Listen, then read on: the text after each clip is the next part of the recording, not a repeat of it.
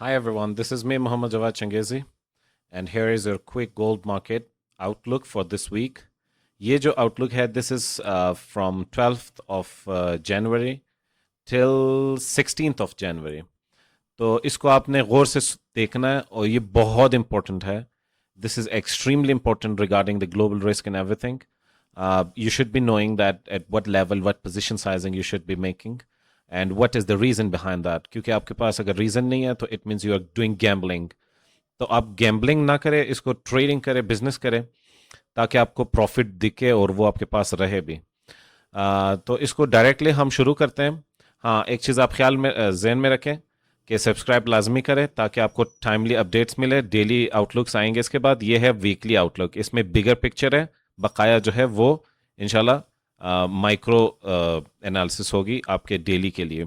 जिस तरह हम एनालिसिस करते हैं हर वीक की तरह ये इसमें भी सेंटिमेंट एनालाइज करेंगे मार्केट का, और उसके अलावा जो है ग्लोबल रिस्क देखेंगे, इंपॉर्टेंट न्यूज़ देखेंगे, और फिर जो है लेवल्स ड्रॉ करेंगे, उस पर देखेंगे. ठीक है, तो डायरेक्टली चार्ट के ऊपर आते हैं. This is the gold chart. हाँ, डॉलर का कोरिलेशन भी देखेंगे which is very much important. Currently जो है मार्केट का सेंटिमेंट जो है that is bullish, overall bullish है.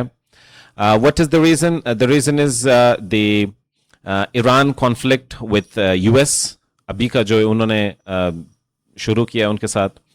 फिर ग्रीनलैंड का मसला, ट्रंप ने कहा कि I will occupy the Greenland either in easy way or hard way. It is a huge statement. It is basically concerning the whole countries all around the world regarding the third world war. Basically, Iran में जो चल रहा है अभी situation, और उसके ऊपर फिर से अगर अमेरिका उस पर अटैक भी करता है तो it will make things verse. और फिर ये ऑयल का मसला वेनेजुएला के साथ अमेरिका का, फिर यूक्रेन का मसला रशिया के साथ, और चाइना को भी अभी खींच रहे हैं उसके ऊपर. तो ये सारा जो है बेसिकली एक सेफ हेवन चीज़ जो है क्रिएट करता है गोल्ड के लिए, मेटल्स के लिए. यानी this is a safe haven for the global risk. तो जब जब इस तरह के सिचुएशन आते हैं गोल्ड जो है वो मूव करता है. संडे के एजुकेशनल वीडियो में मैंने एट द एंड मैंने कहा भी था कि this week is going to be very much ferocious, और वो आपने देख भी लिया कि ओपनिंग ही इसका अपवर्ड हो गया और अभी भी ये ऊपर ही जा रहा है. तो मार्केट अभी करंटली 4619 के राउंड अबाउट जो है ट्रेड हो रही है. और उसके अलावा जो है what was the reason? The reason इसका एक तो ये भी है कि जो नॉन फार्म पेरोल, यानी जो सबसे इंपॉर्टेंट मैंने कहा था कि न्यूज़ है, इस पे ध्यान रखना है.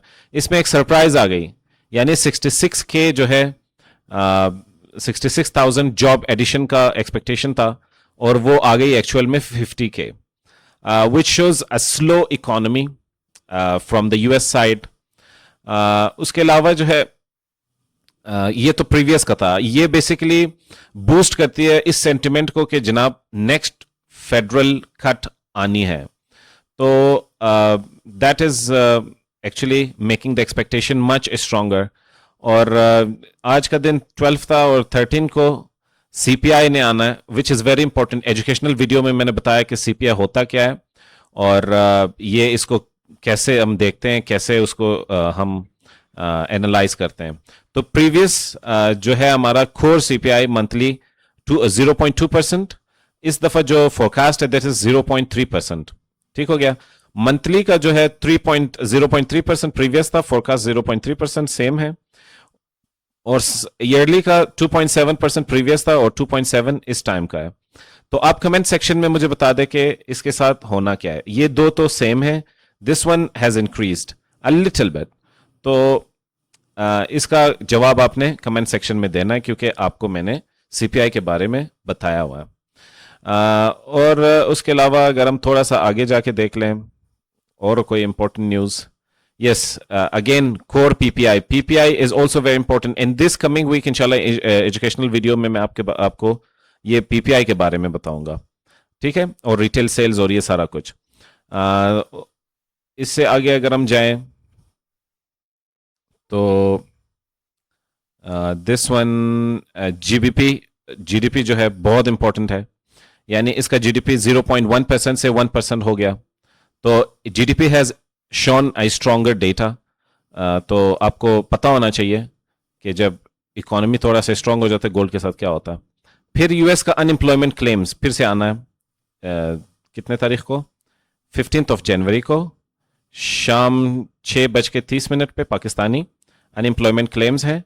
यानी प्रीवियस इसका 208 के, इस दफ़ा जो है 216 के अनएम्प्लॉयमेंट क्लेम्स, यानी शरह बेरोजगारी। ये सिर्फ क्लेम्स है, रेट नहीं है फिलहाल। तो क्लेम्स में जो है तकरीबन ये इसमें इंक्रीज आ गई है 2,16,000 की। फिर इसके अलावा थोड़ा सा अगर हम आगे जाए फिर, तो फ्राइडे को हमारे पास कोई ऐसे कोई ख़ास न्यूज़ नहीं है। अब आते हैं एनालिसिस की तरफ। एनालिसिस अभी जो हालात चल रहे हैं, यानी प्राइस ने तो 4,600 को भी ब्रेक कर दिया बहुत ही स्ट्रॉन्ग वे में। अब ये 23 पे पहुंच गए, 623 में। currently the resistance that we had met, it is now working as a support.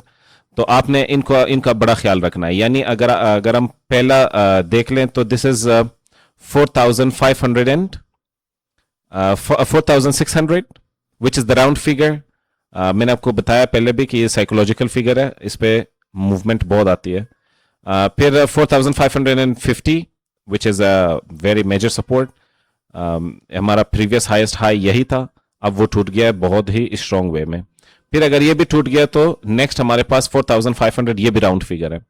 तो अभी के लिए जो हमारे पास सिचुएशन बन रही है, यानी जिस तरह ये ऊपर जा रहा है, आप इसका ध्यान रख ले कि इसमें प्रॉफिट टेकिंग और मार्केट करेक्शन ने आना है।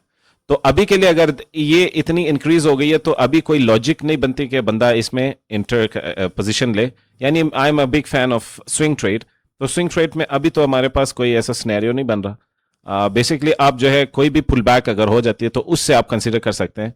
तो मेजर जो पुल बैक है दैट इज 4,550 के राउंड अबाउट आप कंसीडर कर सकते हैं। हाँ, अगर ये इधर तक आ जाता है 4,500 तक तो that is more better for this one. ये जो गैप अप खुली है ये भी फिल नहीं हुआ है, तो इसका भी आप देख लें, ख्याल रखें। फिर मार्केट का ओवरऑल जो सेंटिमेंट है मैंने आपको बताया बुलिश है, और बुलिश ही रहना है जब तक ये सिचुएशन थोड़ा सा ठंडा नहीं होता, इसमें थोड़ी सी बेहतरी नहीं आती, तो ये ऐसा ही रहेगा। बट पोजीशन साइजिंग के लिए आपने ऑब्वियसली पुल बैक को कंसीडर करना है। और जो अगर हम रेजिस्टेंस की बात करें, नेक्स्ट फिगर अगर ये हम देखें कि कहाँ तक इसने जाना है, तो वी कैन कंसीडर 4,650 के राउंड अबाउट, यानी 49 और ये सारा 51। इससे अगर रिजेक्शन हो जाती है किसी अच्छे साइन के साथ तो वी कैन से कि yes that is the point where you can expect a good pull back. और उसके अलावा अगर इससे भी ऊपर जाते हैं तो there is another level of 4,685 तक, ये हम कंसिडर कर सकते हैं। ठीक है, तो आज का जो मूव है दिस इज अराउंड, इसको अगर थोड़ा सा हम देख लें तो this is around 2.33% for this day only. तो इसका करेक्शन तो ऑब्वियसली कम से कम 50% तो होगा, ये 4,572। तो आप उसको देख लें, मगर ये जो इंपॉर्टेंट पॉइंट है ये बहुत ही इंपॉर्टेंट है, ये आप लाजमी देख ले। पुल बैक किसी भी सिचुएशन तक यहाँ तक आप कंसिडर कर सकते हैं। This was all about the outlook for this week. Situation आपको समझ आ गई। हाँ, कोरिलेशन भूल गया मैं थोड़ा सा। कोरिलेशन अगर आप देख लें तो dollar is going down deeper, अभी भी ये 99 के नीचे ही है, यानी अभी भी 98 है। तो 99 से नीचे गोल्ड के लिए बेहतर है। अगर ये 99 से ऊपर चली जाती है और रेजिस्टेंस अपना 100 का तोड़ देता है तो वो प्रेशर डालेगा गोल्ड के ऊपर, जो कि अभी होता हुआ नजर नहीं आ रहा, क्योंकि ये ग्लोबल फैक्टर की वजह से, मैंने आपको बताया भी है। इस न्यूज़ पे लाजमी ध्यान रखें। इसमें दो सिचुएशन बनता है, एक तो fat cut expectations, this is boosting the gold. Secondly global risk, वो जो है इसको बूस्ट कर रहा है। हाउएवर पुल बैक के लिए इंतजार करें, अपना पोजीशन साइजिंग करे और लाजमी रिस्क मैनेजमेंट का ख्याल रखें, क्योंकि इस पोजीशन पे कोई छोटी सी भी न्यूज़ जो है अगर ब्रेक हो जाता है तो वो बहुत बड़ा चेंज लेके आ सकता है। However, this was all from my side. I hope so you liked it. If you liked it, please press the like button and do subscribe for timely updates, because the moment you need it, if you get it, it will work for you. Otherwise, it will not work. Secondly, जो है educational videos के लिए भी आप इसको subscribe कर सकते हैं. आप सीखना चाहते हैं तो सीखें. डिफरेंट एलिमेंट्स है इकोनॉमिक्स का, दुनिया के बारे में, वो आप सीख ले यहाँ से. और उसके अलावा जो है कभी भी रिस्क मैनेजमेंट के खिलाफ नहीं जाना, वरना आप वॉश आउट हो जाएंगे. मार्केट से आपको बाहर फेंक देगा और फिर ये खुद अपना मूव ले लेगा. Currently, I need your permission. Do share it with your loved ones, with your friends, with your trader friends. और ख़ुद भी जो है इस्तेमाल करके, हाँ, अगर पसंद आए तो कमेंट भी करें, तो I will be more happy, I will be happier. और फिर इंशाल्लाह मिलेंगे नेक्स्ट वीडियो में. Thank you so much. Have a blessed time.